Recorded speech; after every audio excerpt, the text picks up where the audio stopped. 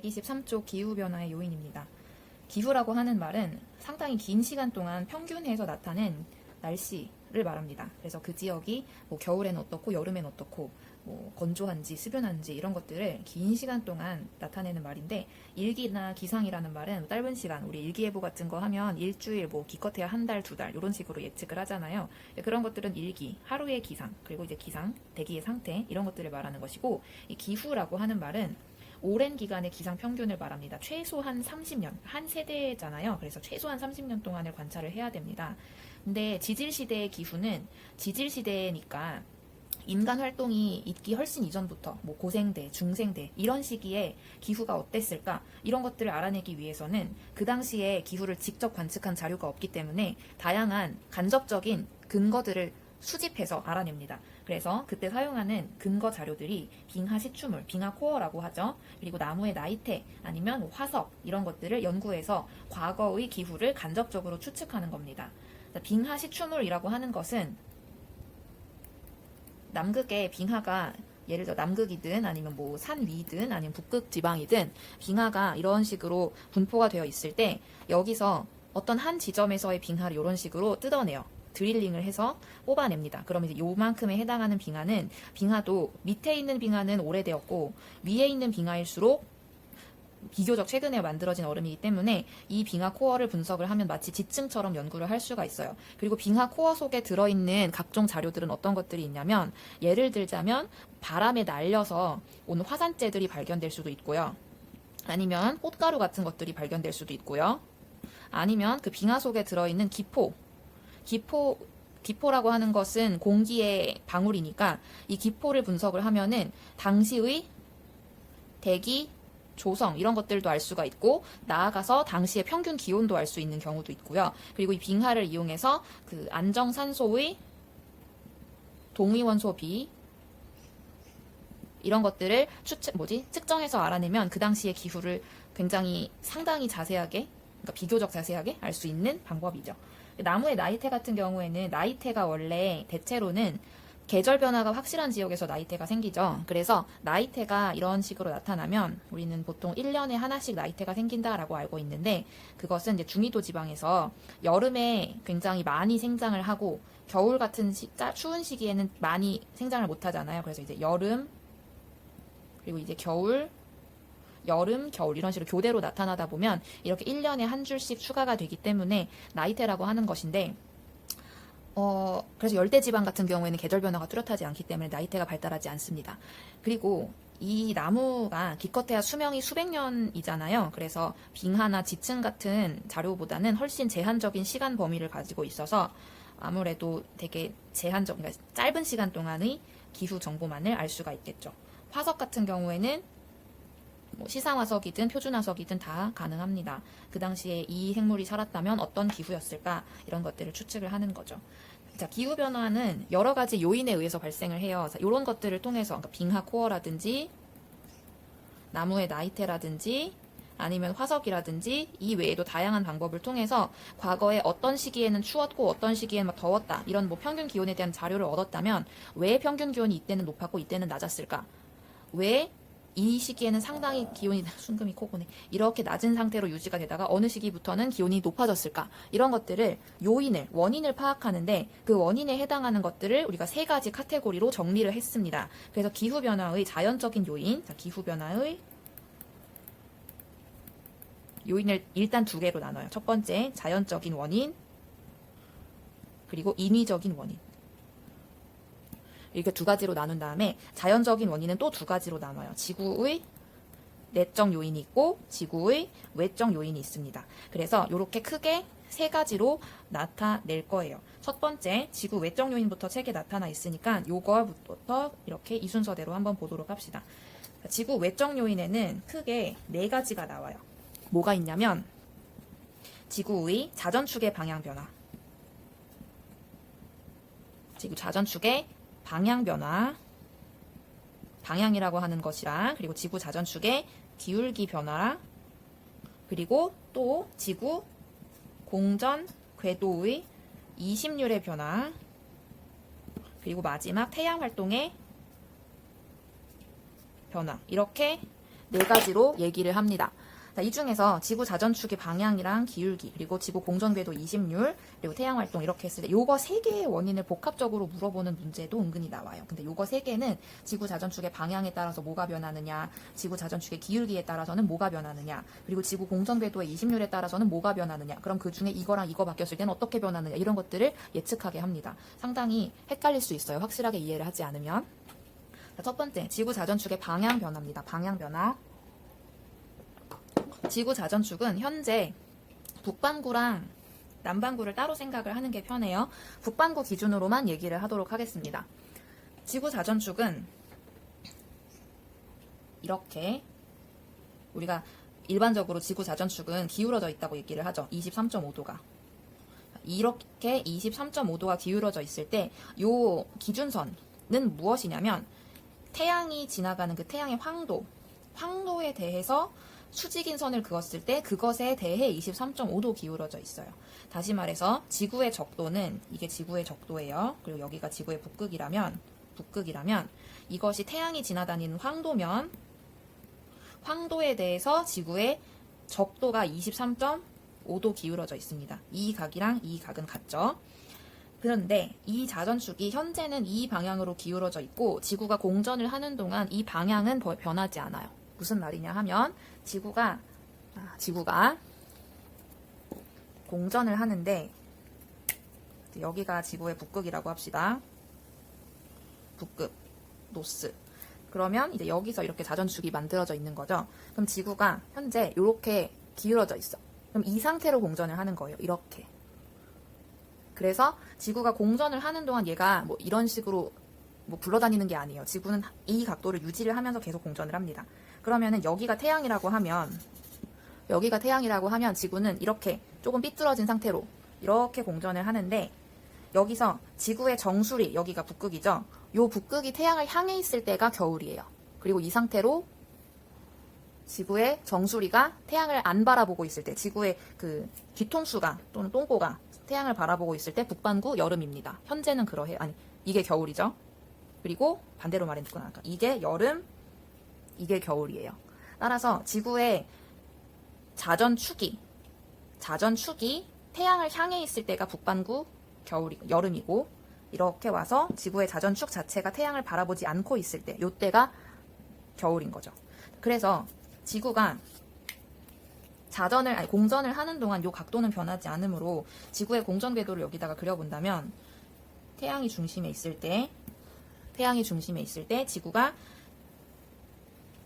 좀 삐뚤게 그려볼게요. 자, 이런 식으로 공전을 한다고 합시다. 지구의 공전 궤도는 완전한 원이 아니에요. 살짝 찌그러져 있고 태양은 한쪽에 치우쳐져 있어요. 타원의 두 초점 중에 하나입니다.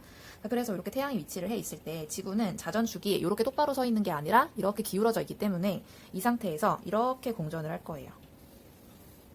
그러다가 여기서 이렇게 자전축이 태양과 반대 방향을 바라보고 있으면 이 상태가 북반구 겨울이고요.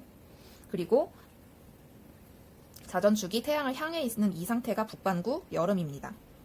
현재가 이 상태인데 얘가 지금 북반구 입장에서는 좀 기후가 괜찮은 편이에요. 왜냐하면 여름에 태양과의 거리가 더 멀어요. 그리고 겨울에 태양과의 거리가 더 짧아요. 다시 말해서 겨울에는 추운데 그나마 태양과의 거리가 짧아서 가까워서 좀 덜 추운 거예요. 북반구에서는. 그리고 또 이렇게 자전을 해가지고 여름이 되었을 때, 여름은 정수리가 뜨거운데 여름인데 그나마 태양하고의 거리가 멀기 때문에 북반구는 현재 좀 여름이 덜 더운 겁니다. 그러니까 여름 지나면 여기가 가을, 그리고 가을에는 태양을 이렇게 수직으로 보겠죠. 그리고 이렇게 지났을 때 겨울, 태양과 완전 반대를 바라보죠. 하지만 태양과의 거리는 짧아요. 그리고 봄이 왔을 때가 여기입니다. 그래서 봄이 왔을 때나 가을이 왔을 때는 자전축의 방향이 태양을 바라보거나 태양을 등지거나 하지 않고 수직인 방향입니다. 하지만 이렇게 여름, 겨울 왔다 갔다 하는 거죠. 그런데 이 방향이 26,000년을 주기로 한 바퀴를 돌아요. 무슨 말이냐 하면 지금 현재로는 이렇게 북반구가 이렇게 자전축이 이 방향으로 기울어져 있는데 요게 13,000년이 지나면 요렇게 반대 방향이 될 거예요. 그리고 또 13,000년이 지나면 요렇게 해서 원래 자리에 돌아오겠죠. 그래서 이렇게 자전축이 팽이처럼 도는 것이 세차 운동인데 요 주기가 26,000년이에요. 그래서 13,000년이 지나면 자전축의 방향 요렇게 해서 반대가 될 거니까 그때가 되면은 지구 자전궤도 공전궤도가 변하지 않는 한 여름에는 지금 현재 요 위치에서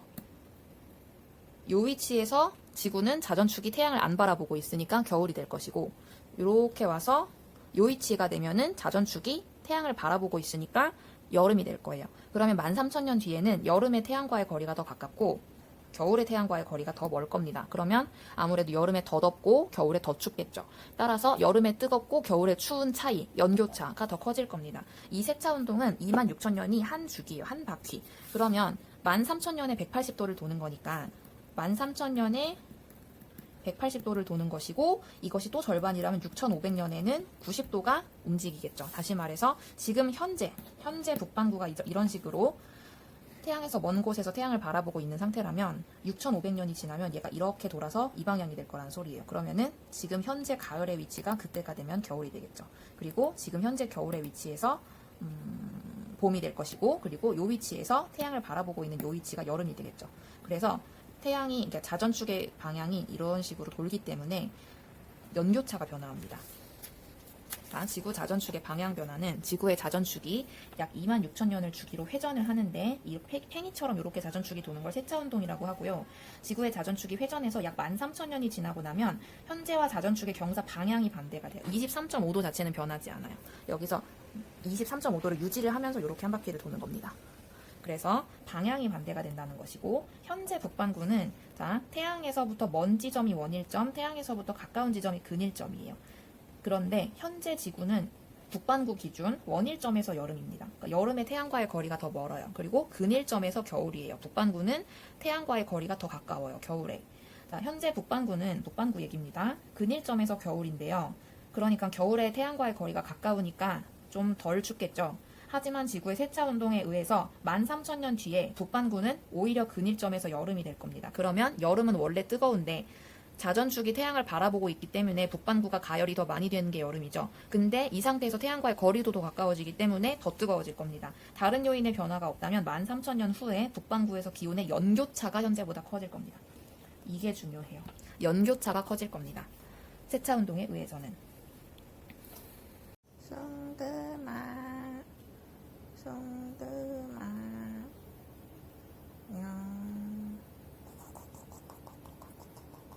두 번째, 지구 자전축의 기울기 변화입니다. 기울기는 이 23.5도 자체가 변하는 거예요. 그래서 현재는 지구의 적도가 황도에 대해서 23.5도 기울어져 있는데 이 23.5도가 24.5도가 될 때도 있었다가 그리고 21.5도가 되기도 했다가 이런 식으로 기울기가 변합니다. 무슨 말이냐 하면 여기가 이제 기준이라고 하면 지금은 23.5도 이렇게 기울어진 상태로 돌고 있어요.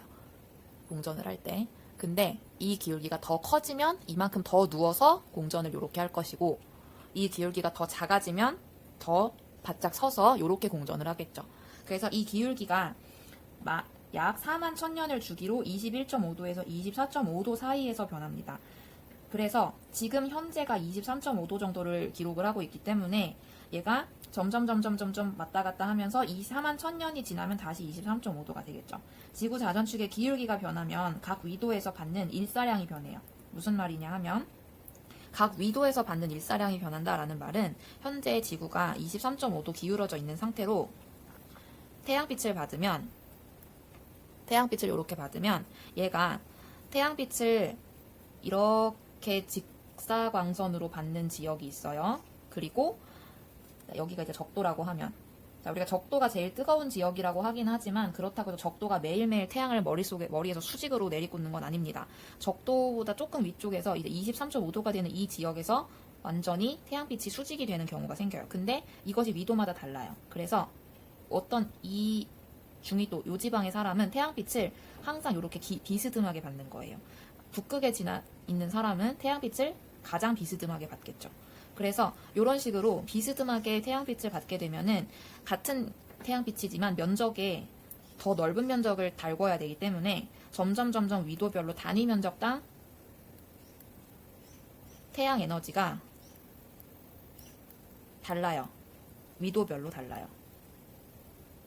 그런데 이것이 지구 자전축 기울기가 좀 더 커지게 되면 지구 자전축이 좀 더 기울어져서 좀 극단적으로 그려보겠습니다. 요게 지구 적도가 되고 이게 자전축이 돼요. 여기가 북극, 여기가 남극이 되면 현재 여기가 남극, 여기가 북극이었는데 태양빛을 똑같이 이렇게 봤는데 이번에는 그래도 북극에서 좀 더 태양빛을 강하게 받는 상황이 벌어지죠. 그래서 위도별로 태양 복사 에너지가 현재 다르게 도달하는데 이것이 정도가 다시 달라지는 거예요. 여기가 적도이고 여기가 북극인데 이렇게 되면은 자전축의 기울기가 더 커지게 되면 적도는 오히려 태양빛을 예전보다 덜 받죠. 그리고 북극 같은 경우에는 예전보다 태양빛을 더 받는 겁니다. 이런 식으로 위도별로 태양 복사 에너지의 양이 달라져요. 자, 자전축의 기울기가 변하면 각각의 위도에서 받는 일사량이 변하기 때문에 기후변화가 생기죠. 만약에 이런 식으로 현재는 23.5도 기울어져 있는데 이게 극단적으로 변해서 24.5도라고 하면은 좀 많이 기울어서 그렸지만 북극은 좀 더 따뜻해지겠죠. 그리고 적도는 조금 더 추워지겠죠. 태양 복사 에너지가 다르게 도착을 하니까요. 그리고 이렇게 되면은 기후변화가 생기고 자전축 경사각이 커질수록 기온의 연교차가 커진다라고 하는 말은 이 연교차라고 하는 말은 하나의 지역에서 측정한 값입니다. 한 지역에서 여름, 한 지역에서 겨울. 자, 그러면 한 지역에서 측정을 했을 때 만약에 우리나라 같은 지방을 한번 생각을 해볼게요. 우리나라 여기 있다고 칠게요. 그러면 우리나라 같은 경우에는 지구 자전축이 이렇게 더 기울어졌을 때 이게 만약에 태양이 이쪽에 있다면 지금 자전축이 태양을 바라보고 있으니까 여름이잖아요.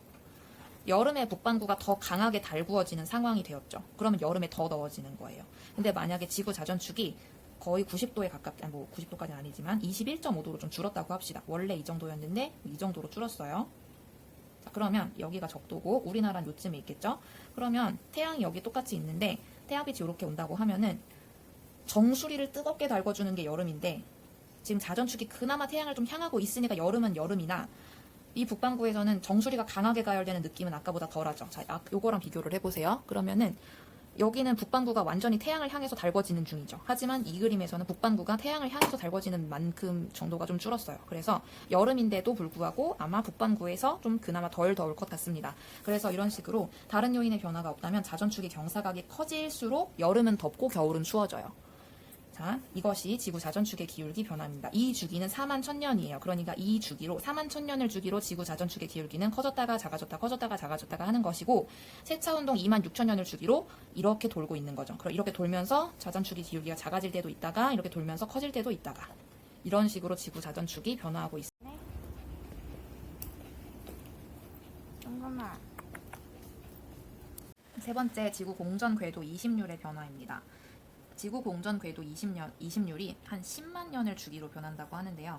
이 20률이라고 하는 것은 태양이 현재 이 타원의 한 초점에 위치하고 있는데 이 장반경과 단반경의 차이, 이것이 차이가 점점 줄어들면 원궤도에 가까워질 것이고 그리고 이 장반경과 단반경의 차이가 점점 커지면 이제 타원 궤도가 점점 더 두드러지겠죠. 이 궤도 20률이 한 10만 년을 주기로 변하는데 이 근일점과 원일점에 위치할 때 일사량의 차이가 약 7%입니다. 이게 무슨 말이냐 하면 지금 현재로는 태양이 이렇게 가운데 한 초점에 위치를 하고 있고 여기가 근일점, 여기가 원일점인데 여기서 태양빛을 받을 때보다 여기서 태양빛을 받을 때가 한 7%가 적게 도달한다는 뜻이에요. 근데 이 차이가 20률이 최대로 커진다고 하면 그러니까 타원이 완전히 찌그러진다라고 하면은 근일점과 원일점에 위치할 때 이 일사량의 차이가 7%가 아니라 23%까지 차이가 나는 것이죠. 그러니까 공전 궤도가 현재보다 원에 더 가까워진다면 20률이 작아진다면 근일점 거리는 현재보다 더 멀어질 것이고 자, 이런 식으로 태양 궤도가 그 지구의 공전 궤도가 원에 가까워진다면 태양이 한 초점에 있는 상태에서 근일점의 거리는 멀어지겠죠. 여기까지. 그리고 원일점은 원래 이만큼의 거리였지만 여기까지 줄어들 겁니다. 이렇게 근일점의 거리는 현재보다 멀어지고 원일점의 거리는 현재보다 가까워질 겁니다. 다른 요인의 변화가 없다면 현재 북반구는 원일점에서 여름이고 근일점에서 겨울인 상태잖아요. 근데 이 다른 요인의 변화를 고려하지 않는다면 여름에는 더 더워질 것이고 겨울철은 좀 더 추워지겠죠. 왜냐하면 근일점에 위치할 때가 겨울인데 이 겨울에 더 근일점 거리가 멀어지니까요. 그리고 여름에는 지구가 태양하고 꽤나 거리가 멀었는데 가까워졌는데도 여름이니까. 다른 요인의 변화가 없다면 북반구에서 겨울철은 더 추워지고 여름철은 더 더워지므로 기온의 연교차가 커질 겁니다. 그래서 이 연교차는 지구 자전축의 방향 그리고 지구 자전축의 기울기, 지구 공전 궤도 20률 요거에 의해서 다 영향을 받아요. 그러니까 여기서 지구 자전축이 이렇게 더 많이 기울어졌는데 이 상태에서 지구 공전 궤도 이심률도 더 작아졌어. 정원에 가까워졌어. 그러면은 북반구 기준으로는 연교차가 훨씬 더 커지겠죠. 이런 것들을 복합적으로 고려하면 되겠습니다. 자, 첫 번째 문제, 지질시대의 기후는 빙하, 시추물, 나무의 나이테, 그리고 화석 같은 걸로 알아낼 수 있고요. 자, 무슨 운동은 지구 자전축이 약 26,000년을 주기로 회전한대요. 이것은 세차 운동이죠. 자전축의 방향이 변하는 현상입니다. 각도는 아니에요. 자, 3번, 지구 자전축의 경사각이 현재보다 커지면 기온의 연교차가 커지겠죠. 그러니까 북반구가 더 정수리를 태양에 들이대는 거예요. 그러니까 여름이 더 뜨거워지고 겨울이 더 차가워지겠죠. 지구의 공전 궤도 이심률이 현재보다 근일점은 가까워지고 원일점은 멀어진다. 그러면 이심률이 더 커진다는 소리겠네요. 그래서 근일점이 더 가까워지고 원일점이 더 멀어진다는 소리니까 타원이 더 찌그러져 있다는 뜻이 되겠죠.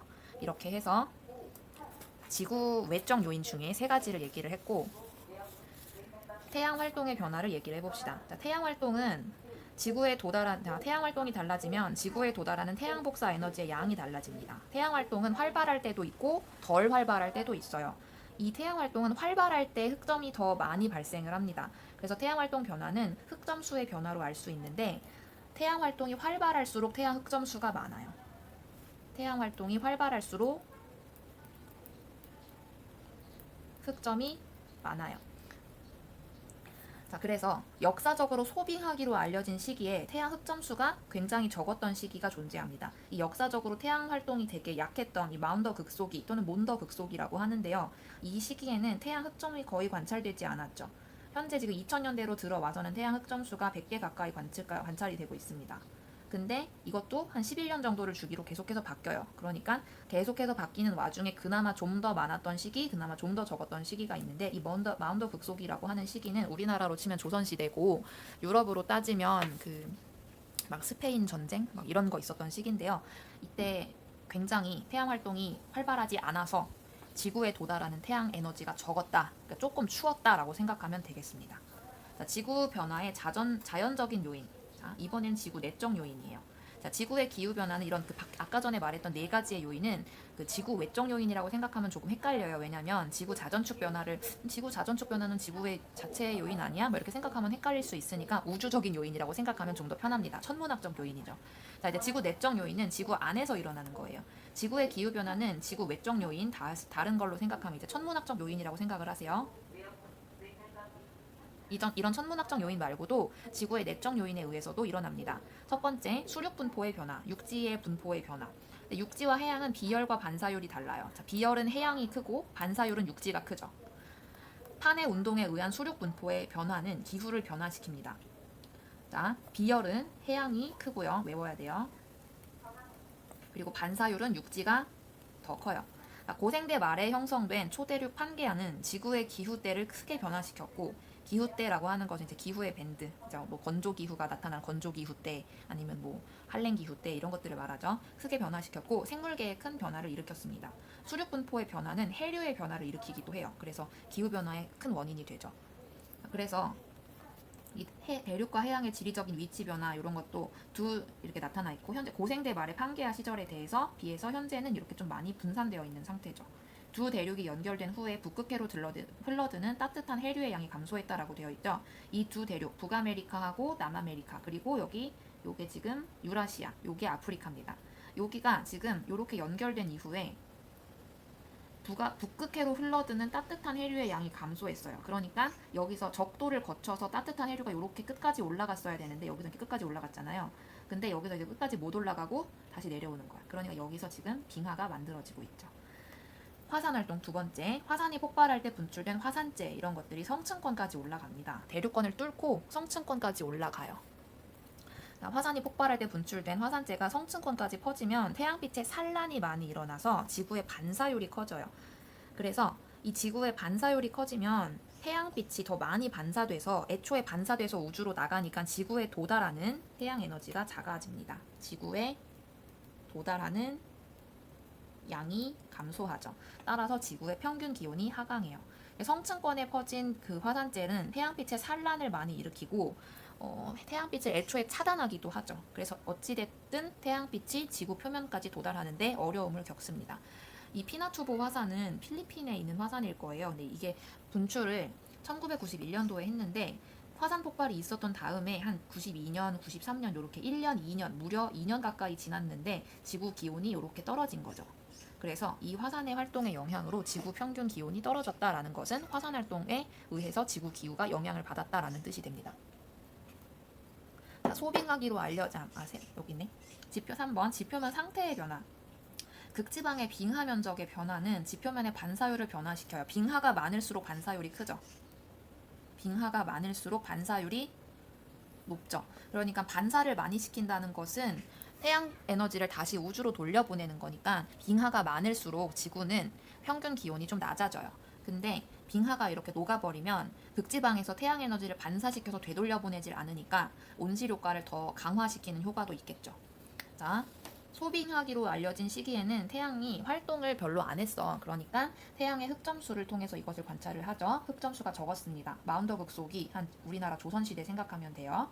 수륙 분포의 변화는 기후를 변화시키는 자연적인 요인 중 지구 내적 요인에 해당합니다. 지구 외적 요인은 천문학적 요인이라고 생각하시면 돼요. 그리고 지구 내적 요인에는 수륙 분포, 화산 활동, 지표면 상태 이런 것들이 있습니다.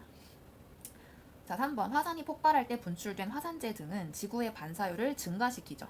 그래서 화산재 같은 것들이 성층권으로 올라가서 태양빛을 산란시키고 이것 때문에 태양빛이 애초에 지표로 잘 도달하지 않아요. 그렇기 때문에 지구의 기온을 낮추는 역할을 합니다. 그래서 이렇게까지 지구의 내적 요인도 얘기를 했습니다. 귀여워. 자, 세 번째 기후변화의 인위적 요인입니다. 첫 번째는 지구 외적 요인이었고 두 번째는 지구 내적 요인이었고 세 번째는 인위적 요인이에요. 인위적 요인으로 나와 있는 네 가지는 첫 번째 온실기체, 두 번째 에어로졸, 세 번째 사막화, 네 번째 도시화입니다. 자, 온실기체는 인간 활동에 의해서 온실기체가 증가한다라고 되어 있죠. 온실기체는 수증기, 이산화탄소, 메테인, 오존 이런 것들을 다 온실기체라고 해요. 근데 이 온실기체는 원래 어느 정도는 있어야지 정상인데 너무 많아지는 것이 문제입니다. 자, 대기 및 지표의 평균 온도가 상승하고 지구의 기후가 변하죠. 온실 효과를 일으키는 애들 중에서 지금 가장 범인 취급을 받는 것이 CO2, 이산화탄소죠.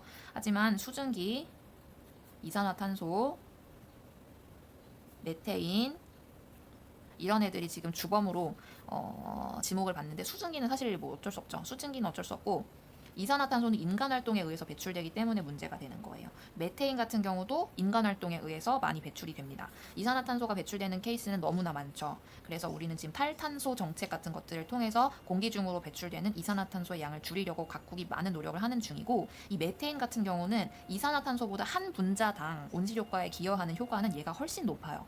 근데 애초에 양 자체가 이산화탄소보다 훨씬 적기 때문에 그나마 지금 주목을 받지 않는 편이죠. 그러나 이 메테인도 되게 심각한 애입니다. 얘네들은 주로 어디서 방출이 되냐면 가축의 축사, 그리고 인간도 방구 낄 때 그 냄새 나고 그러죠. 이 메테인이 그때 많이 나와요. 그래서 가축의 축사에서 메테인이 많이 방출이 되고 그 가축을 키우기 위해서 수질오염도 심각해지고 하기 때문에 그 채식을 주장하는 사람들이 이 메테인 그리고 가축 하나를 기르기 위해서 소모되는 에너지의 양 이런 것들을 생각하면은 채식을 주장하는 사람들도 일리가 있어요. 자, 에어로졸 배출. 자, 에어로졸은 그 분자보단 좀 더 크고요. 이 산업활동이나 화석연료 사용 과정에서 대기로 배출이 되는데 지표면에 도달하는 태양 복사 에너지를 감소시켜서 지구의 기온을 낮추는 역할을 합니다. 에어로졸이라고 하는 것은 공기 중에 둥둥 떠다니는 애예요. 분자보다는 좀 더 큽니다. 근데 얘네가 많이 배출이 되면 지표면에 태양 복사 에너지를 차단을 시키죠. 그래서 지구의 기온을 낮추고요. 사막화. 그리고 에어로졸이 너무 많으면 그 비도 너무 많이 와요. 그래서 이 에어로졸이 공기 중에 떠다니면서 수증기를 응집시키는 역할을 하기 때문에 비도 많이 오게 할 수 있습니다. 사막화, 과잉 방목, 과잉 경작 등에 의한 사막화 현상은 대기 순환을 변화시켜서 지구의 기후를 변화시키고요. 4번 도시화, 도로 건물 등을 건설해서 숲을 없애버리면, 숲을 밀어버리면 숲이라고 하는 것은 도시보다 반사율이 낮아요. 도시의 반사율이 훨씬 높겠죠, 아무래도. 숲 같은 경우에 나무가 이제 울창하게 우거지면서 오히려 태양 에너지를 좀 많이 소비하는 장소가 되는데 도시는 그렇지 않으니까. 그래서 이런 것들이 인위적 요인에 해당이 됩니다. 다 못 쳐 이걸. 기후변화의 영향 볼게요. 자, 기후변화는 지금 기후변화를 얘기를 하기 전에 나와 있는 개념들이 몇 가지가 있어요. 기후변화의 영향은 뒤에서부터 나오고요. 순금이 코고라. 복사평형에 대해서 먼저 얘기를 하면, 복사평형, 흡수하는 만큼 토해낸다. 흡수하는 만큼의 에너지를 방출해서 평균 온도가 일정하게 유지되는 상태를 복사평형이라고 합니다. 지구는 복사평형 상태를 유지하고 있어요. 만약에 지구가 복사평형을 유지하지 않는다고 하면, 예를 들어서 흡수하는 것보다 에너지를 방출하는 게 적다, 흡수하는 게 더 많다, 이런 상태가 되면 지구의 기온은 점점 높아지겠죠. 그것이 온실효과 때문이 아니어도요. 그 대신 뭐 흡수하는 것보다 에너지를 방출하는 게 더 크다라고 하면은 지구의 기온은 점점 떨어질 겁니다. 그런데 이런 일이 벌어지지 않는 것은 흡수하는 만큼 방출하고 있기 때문이죠. 복사 평형을 이루고 있기 때문이에요. 자, 온실 효과 자체는 원래 대기가 가지고 있는 효과예요. 지구 대기는 짧은 파장의 태양 복사 에너지를 잘 통과시키지만 긴 파장의 지구 복사 에너지는 잘 흡수합니다. 이 말은 태양 복사 에너지는 대기를 뚫고 잘 들어오는데 이것을 다시 토해낼 때는 잘 나가지 않는다는 뜻이에요. 잘 먹는데 싸는 건 문제가 있다는 소리예요. 그래서 이것을 완전히 대기 밖으로 원활하게 내보내지를 못하고 대기에서 다시 흡수를 했다가 재방출을 했다가 흡수를 했다가 재방출을 했다가 이거를 왔다 갔다 하게 되는 거죠. 그래서 먹은 거는 잘 먹었는데 나갈 때 대기에서 왔다 갔다 하다가 나가는 거예요. 그러니까 이 과정에서 뜨거워지는 거죠. 그래서 이것을 지구복사, 긴 파장의 지구복사 에너지는 대부분 흡수한 다음에 지표로 재복사를 합니다. 그래서 지표면의 온도를 높이는데 이것을 온실효과라고 해요. 온실효과 자체는 죄가 없어요. 그런데 이 온실효과를 일으키는 수증기, 이산화탄소, 메테인, 오존 등의 기체를 다 온실기체라고 하는데 이 온실기체가 온실효과에 기여하는 정도는 수증기가 제일 크고 이산화탄소가 그 다음이 메테인, 그 다음에 오존입니다. 전체적인 양을 얘기를 한 거예요. 분자 하나당 따지면 메테인이 더 강력합니다. 하지만 전체적인 양이 이산화탄소가 메테인보다 훨씬 많죠. 3번 지구의 열수지 평형. 자, 열수지라고 하는 것은 열의 그 예산, 버젯이라고 하는 건데요. 지구에 입사하는 태양 복사 에너지를 100이라고 하면, 자, 100의 에너지를 지구에 주는데 태양이 이 중에 100을 줬는데 애초에 흡수하지 못하고 토해내는 게 반사시켜 버리는 게 30입니다. 그래서 지구는 사실 태양으로부터 70밖에 흡수를 못해요. 근데 이 흡수하는 70 중에서 대기에 흡수되는 것이 25, 그리고 지표에 흡수되는 것이 45예요. 그러니까 30은 애초에 써보지도 못하고 우주로 돌려보내고 대기가 25, 지표가 45를 흡수를 합니다. 그리고 지구에서 방출하는 지구 복사 에너지는, 그러니까 70을 먹었으니까 70을 토해내겠죠. 이 70을 토해내는데 이 중에 66은 대기를 통해서, 그리고 4는 지표를 통해서 복사가 됩니다. 자, 그러면 보세요. 지표가 처음에 흡수하기는 대기보다 많이 먹었어요. 45를 먹었고 대기가 25를 먹었어요. 근데 나중에 토해내기로는 지구 복사 에너지 70 단위 중에 지표에서 직접 복사해서 우주 공간으로 날아가는 게 4, 그리고 대기가 내보내는 것이 66이라는 뜻이에요. 여기도 70, 여기도 70인데 그럼 지표는 45를 먹었는데 왜 4밖에 안 내보내고 대기는 25를 먹었는데 어떻게 66이나 내보낼 수 있는 것인가? 이 과정에서 모종의 작업이 있었던 것이고 그것이 온실효과입니다. 자, 그림에서 보면 지표가 방출하는 것이 133이라고 되어 있어요. 여기 그림에 133을 방출을 하는데 이것이 우주 공간으로 직접 내보내는 것은 4고 나머지 129는 누가 흡수를 하냐면 대기가 흡수를 해요. 그럼 대기는 얘는 애초에 태양한테서부터 받았던 거에서 지구의 지표한테서 받은 것이 현재 더해져 있는 상황이에요. 그래서 이 대기가 먹고 토해내는데 이 중에 66을 우주로 보내고 이 중에 88을 지표로 보내는 겁니다. 무슨 소리냐 하면 대기는 현재 지표로부터 129를 흡수를 했어요. 그리고 태양으로부터 25를 흡수를 했죠. 그러면은 대기가 흡수한 양은 이거랑 이거를 더해서 144죠. 154죠. 근데 여기서 맞나? 근데 이제 여기서 66은 자, 대기가 흡수한 게 154예요.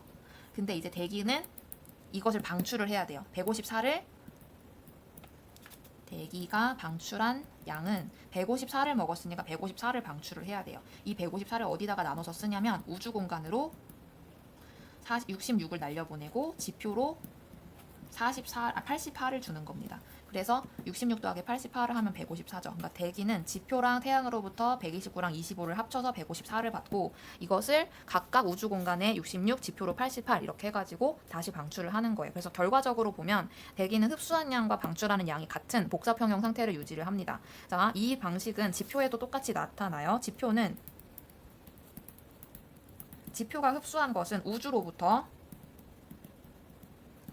45를 흡수를 해요. 그리고 대기로부터는 88을 흡수를 하죠. 그러면 이거 더하면 133을 지표가 흡수를 한 거예요. 그러면 지표는 이 133만큼 방출을 해야지 평형이 유지가 되겠죠. 지표가 방출하는 것은 대기에게 흡수되어서 133 이렇게 대기에 흡수되는 것이 129 그리고 우주로 방출하는 것이 4 이렇게 해가지고 133을 그대로 방출을 합니다. 이것이 지표의 복사평형이죠. 그래서 대기의 복사평형, 지표의 복사평형 모두 이루어지고 있는 상태고 이것을 나타낸 그림이 이겁니다. 지구가 흡수하는 복사 에너지 양과 지구가 방출하는 복사 에너지 양은 같아요. 흡수는 70을 하고 방출도 70을 하죠. 지구는 복사평형을 이루고 있어서 연평균 기온은 거의 일정하게 유지가 됩니다. 대기 중에 온실기체가 증가하면 대기에서 흡수하는 지표 복사 에너지와 대기에서 지표로 재복사하는 에너지가 증가하는 거예요. 온실기체가 증가한다고 해서 전체적인 에너지의 양이 증가하는 게 아닙니다. 전체적인 에너지는 태양에서부터 받은 100으로 일정해요. 근데 그것을 왔다 갔다 하는 와중에서 요것과 요거 또는 요거 이런 것들의 양이 달라지겠죠. 대기에 흡수되는 지표 복사 에너지가 많아질 것이고 요거죠. 대기에서 지표로 재복사되는 에너지가 증가하고 그러면 이것이 달라지면 요것도 당연히 달라지게 되겠죠. 그래서 온실효과에 의해서 전체적인 에너지의 양이 변하는 것은 아닙니다. 자, 인간 활동에 의한 대기 중 온실기체의 증가는 지구 평균 기온을 상승시키는 역할을 하겠죠. 지구는 복사 평형을 이루고 있어요. 자, 3번 대기는 지표가 방출하는 133의 에너지 중에서 대기가 흡수하는 것은 129를 흡수를 해요. 그중 일부를 지표로 재복사하는데 지표로 재복사하는 게 88이고 우주로 방출하는 것이 66입니다. 그래서 이렇게 합쳐서 129, 그쵸. 그리고 우주로 방출하는 것이 이렇게 합쳐서 154인데 나머지 25는 태양에서부터 받은 거죠. 129 더하기 25를 하면은 154가 되니까요. 그래서 이렇게 해서 125쪽까지 설명을 했고 126쪽으로 넘어가서 지구 온난화는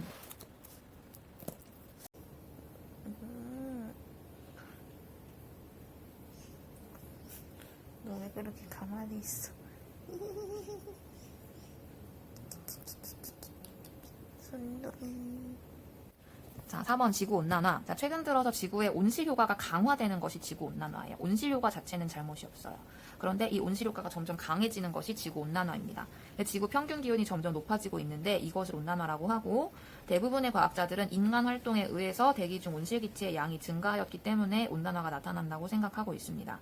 지구의 기온 변화를 나타낸 그래프예요. Y축은 기온 편차죠. 그러니까 이거 평균 기온이 아니라 기온 편차입니다. 기온이 낮았던 시기 그리고 높아지고 있는 거죠. 자, 그러면 여기서 1850년에서 1900년, 1950년 요때까지는 그 1961년부터 1900년도의 평균값에 비해서 좀 낮았어요. 그러니까 1961년부터 1900년의 평균값은 이미 요 시기보다는 좀 높아요. 인간활동이 어느 정도 추가가 됐으니까 그렇겠죠. 그러니까 1961년부터 1900년이면은 90년이 50년 평균값인데 이 50년 평균값보다 과거에는 좀 기온이 낮았고 2000년대에 들어가지고 갑자기 높아지고 있는 겁니다. 그러니까 온실기체의 농도를 같이 보게 되면 1850년부터 2000년까지 온실기체의 농도가 증가하다가 갑자기 증가하죠. 자, 대기 측정 자료에 의해서 지금 이산화탄소의 양은 이만큼 그리고 산화이질소의 양은 요만큼, 메테인의 양은 요만큼 많이 급격하게 증가를 하고 있는 걸 볼 수가 있어요. 자, 이 그래프가 중요해요. 이 그래프가 자주 나옵니다. 기후모형으로 모의 실험을 한 지구의 기온 변화랑 실제 관측한 기온인데요. 인간 활동을 고려하지 않았을 때, 이것이 자연적 요인만 고려했을 때 요 밑에 있는 그래프예요. 그러면은 인간이 활동을 하지 않았다고 하면은 지구의 기온은 요 정도였던 거예요. 과거랑 크게 다르지 않아야 되는 겁니다. 근데 태양활동사, 인간의 온실기체 증가만 고려했을 때, 요건 이제 인간 활동만 고려했을 때인 거죠. 그러면 인간 활동을 고려했을 때 요만큼 증가를 해야 되는데, 그나마도 태양활동 변화, 화산활동 이런 것들 때문에 좀 낮춰져 있는 상태인 거예요. 모든 걸 다 고려했을 때가 요건데, 온실기체 증가만 고려했을 땐 더 높다는 소리죠. 따라서 다른 요인들이 그나마 지구 평균 기온을 낮춰주고 있는 거지 온실 효과를 일으키는 요 온실기체의 양만 고려를 했을 때는 지구의 기온은 아마 더 높았어야 될 거다. 이런 그래프인 거죠. 그래서 자연적 요인과 인위적 요인을 함께 고려했을 때 기온변화 모형은 관측된 기온 변화와 비슷한 경향을 나타낸다. 이 말은 관측된 기온 변화는 요거의 가장 진한 선, 이것이 실제 데이터, 실제 관측해서 플로팅을 한 건데 이것이 우리의 시뮬레이션과 얼마나 잘 들어맞느냐. 자, 요 그래프 가장 일치하는 시뮬레이션은 요거죠. 모든 걸 다 고려했을 때. 그런데 요 실제 그래프랑 가장 일치하지 않는 것은 자연적 요인만 고려했을 때예요. 그런데 인간 활동이 꽤나 크다는 거죠. 그래서 현재의 지구온난화는 자연적 요인보다는 인위적 요인에 의해서 나타난다라고 보는 것이 타당한 결론인 겁니다. 이 기후변화 자체는 지구에 자연적인 기후변화 요인이 있기 때문에 지금 온난화가 발생을 하는 것이 인간 활동에 의해서 그런 것이 아니다. 자연적인 원인에 의한 것이다. 라고 주장하는 사람들이 있어요. 하지만 그 주장을 반박할 수 있는 자료가 요것인 거죠. 우리가 다 시뮬레이션 해봤다. 자연적인 요인만 고려했을 때, 그리고 인간 활동 추가했을 때 다 해봤는데, 우리의 지금 현재 관측 데이터는 인간 활동에 의한 영향이 훨씬 큰 것으로 나타나고 있다. 이것을 데이터로 반박할 수 있는 자료입니다. 자, 5번. 지구온난화의 영향. 이것은 익히 들어 알고 있죠. 해수면이 높아질 거예요. 그리고 기후대가 변하죠. 생태계 변화, 식량 생산 감소, 질병 증가 등이 예상이 됩니다. 뭐 이런 것들 인터스텔라 영화 보면 되게 많이 나오잖아요. 처음부터 그 많은 농작물을 재배하지 못하니까 인터스텔라 영화 처음 시작할 때 보면 잔뜩 옥수수만 재배하고 있죠. 기상이변의 발생 횟수와 강도가 증가해요. 뭐 현재 우리가 겪고 있는 거고요. 수자원의 변화, 곡물 수확량의 감소, 사회적 경제적인 측면에 미치는 영향이 커질 겁니다. 그래서 해수면의 높이가 변하면 해안선도 달라질 것이고, 그러면은 국토의 면적도 달라질 것이고, 해안가에 집 지은 사람들은 좀 고민 좀 해봐야 되겠죠, 이제. 자, 지구 온난화에 의한 미래의 지구 환경 변화. 이 그래프도 되게 잘 나와요. 그래서 요것도 보면은 요거 보세요. RCP 2.6은 이산화탄소의 최소 배출량 시나리오입니다. 현재부터 우리가 각고의 노력을 통해서 이산화탄소 배출량을 최소로 줄이면 이 정도로 유지할 수 있다는 거예요. 근데 8.5는 그냥 현재처럼 그대로 배출을 하면 온도가 이렇게 높아질 거라는 소리입니다. 그래서 2.6에서 이제 8.5 요 사이에 어딘가를 우리는 해내야만 하겠죠. 뭐 가장 모든 사람들이 허리띠 졸라매고 요거를 하면 제일 좋겠지만 현실적이진 않을 테니까 최대한 요것만은 면해보자라고 하는 것이 현재의 각국의 기후변화 대책, 정책들입니다. 자, 지구 환경 보존을 위한 노력 읽어보시고요. 한반도는 이것도 읽어보면 되겠습니다. 그래서 여기까지 하면 내용 설명은 다 했고